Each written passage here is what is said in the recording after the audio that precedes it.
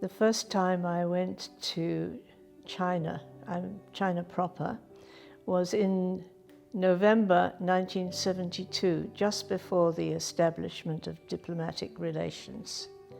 In fact, I was in Beijing when the announcement was made that Australia and China had formally recognized each other. Then I went back for the second time in the 1980s when I was in charge of the commercial relationship. And I was Minister Commercial in the Australian Embassy. And that was also a very exciting time because it was the period of China's economic reform and opening up. And there was a lot of interest in investment and joint ventures. So there were some very big projects that we were discussing at that time. And the other official posting that I had was as Consul General to Hong Kong and Macau. And that was in the 1990s, just before the return of Hong Kong to Chinese sovereignty. I wasn't actually there at that time. But there was a great deal being discussed about how this one country, two systems would work after 1997. So I was quite involved in those discussions. And I feel that was a very important time too.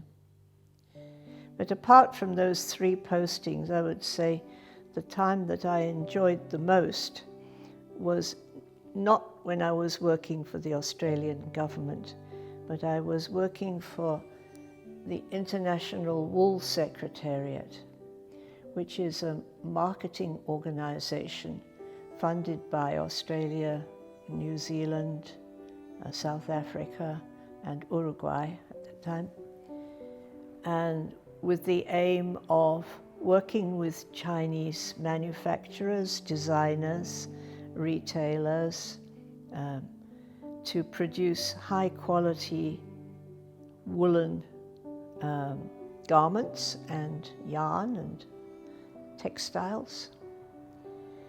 And the reason I enjoyed that very much was not because I love fashion, but because I was working hand in hand with colleagues on the Chinese side.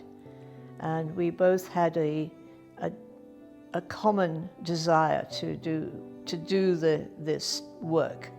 And it was for the advantage of both countries. And that's the most satisfying thing of all.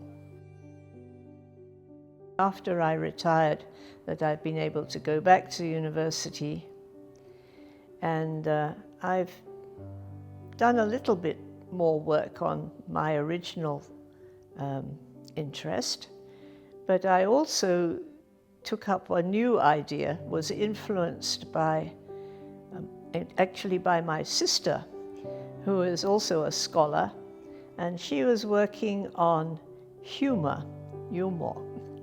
So she said, we two should collaborate. You know about China and I know about humor, and no one has written a book about Chinese humor.